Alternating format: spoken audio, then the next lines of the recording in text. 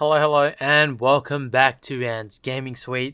This is your host, Anthony, back with another NARAKA BladePoint. And, do you remember those times when, you're playing Street Fighter or Mortal Kombat and, you're spamming your key combos against your enemies? I'm sure you miss it as much as I do, but hey, it's time we got a bit nostalgic here, as NARAKA BladePoint has some seriously cool combos that will let you slay your enemies in style. While, these combos do look very cool in victory, mastering them is a tough gig to pull off. And with no little hands-on combat guides, things can get a little bit rough. So in this video, I'm going to quickly go over some tips and tricks to help you master combo as a beginner in NARAKA BladePoint. But before we jump into it, make sure you hit that subscribe, smash that like button, so then other people can have a guide that they can follow in if you're new to the game and whatnot. And without any further ado, let's get started. So starting off with some basic combo that pretty much works for every melee weapon in the game, across every genre. So for a beginner, you need to get a grip on these basic combos in order to get a hold of more complicated weapon combos. The basic combos actually have two different versions.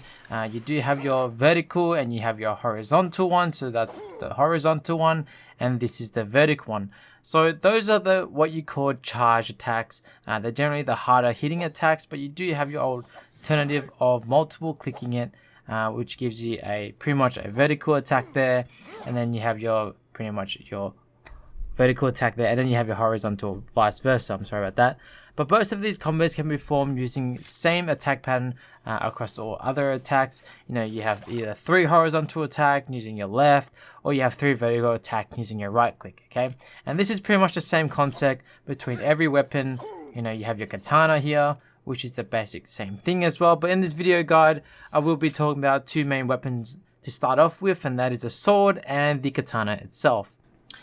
So the next is the Katana combo here. The Katana, being a short range weapon, has quick animations than most of the other weapons in the game, which lets you, consistently land your blows at your enemy.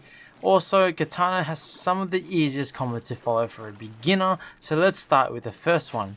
So this combo is composed of 4 attacks. You start with your regular horizontal, followed by a vertical cut, which will throw your enemy into the air, making them totally vulnerable and right there and then. You'll be able to wait for your opponent to hit the ground and do another horizontal attack followed by another uppercut.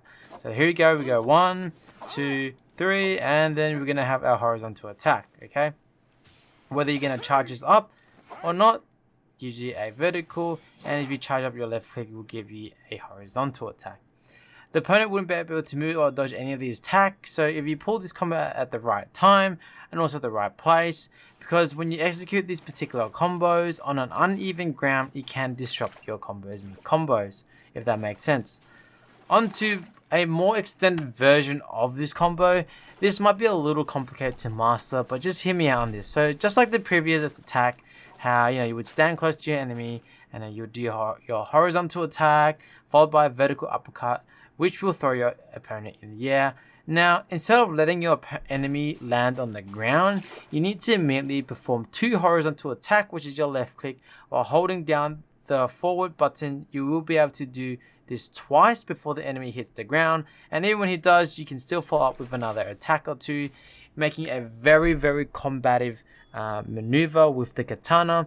As I mentioned earlier, this might be a little tricky, but if you manage to pull it off, you will do a ton of damage to your enemy.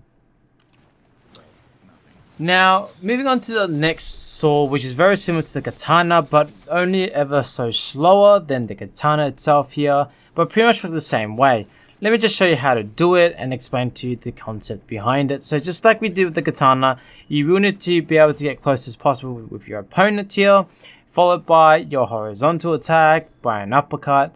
Now, once the enemy is in the mid-air, you can throw another 2 horizontal attack or your left click mouse button while holding forward, which will keep the enemy floating in the air a lot longer, which gives you enough time to execute another row of attack or normal attack until the enemy hits the ground. So that's the other concept of it.